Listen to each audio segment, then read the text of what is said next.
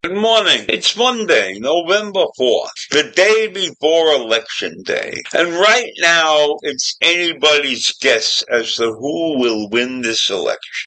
The election is so tight in so many of what we'll call the swing states, those 7 states that usually decide these elections. So with Election Day so close, many will be looking for some prediction from some well-known predictor to figure out who's liable to win this election. This race is extremely tight, and any leads that seem to be in the hands of Kamala Harris or the former President Donald Trump are just by a few percentage points. A blip, a sneeze could cause this whole election to turn in one way or the other. And we know from history that there are 7 swing states that are the most important states in these elections. And you have to win about 4 of those states in order to carry the Electoral College vote. So I don't know. I don't know what Harris's chances of winning are as compared to what Donald Trump's chances of winning are. I don't know what the election outcomes for either one of them could possibly be. Now, several of the newspapers have been trying to get these candidates to comment on whether they think they're going to win or lose. Of course, neither one of them is willing to admit they have a chance of losing. But both Harris and Trump would have to beat the polls to win. The polls are not predicting a clear winner yet.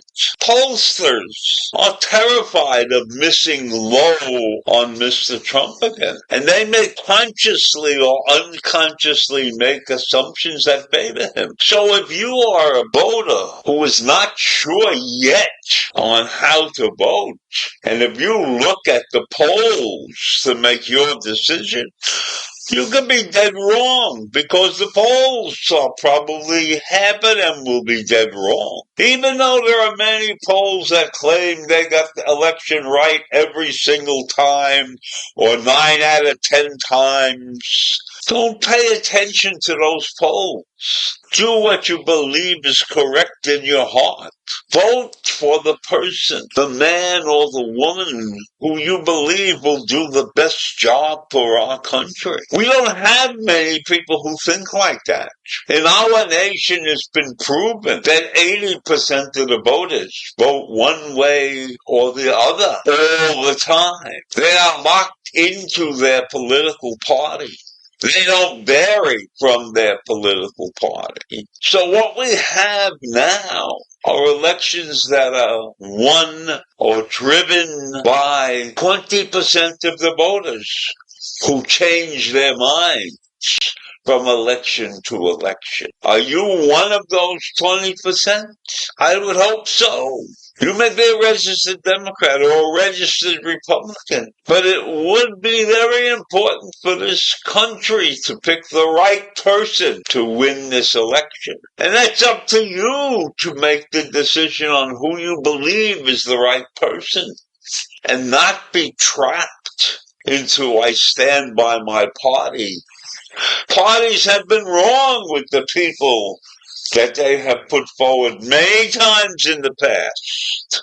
So you, as a voter, have to think hard in making a decision in this critical election. And I have told you many times who I am going to vote for, so I don't have to repeat it in this particular episode of The Rant.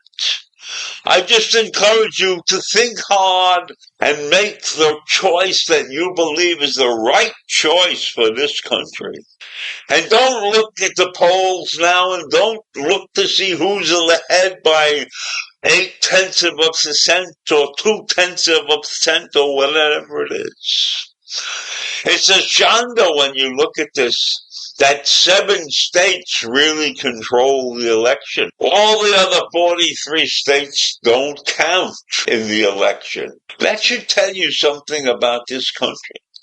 How locked in so many people are to the way they're going to vote, that anybody can say that's a Democratic state and that's a Republican state.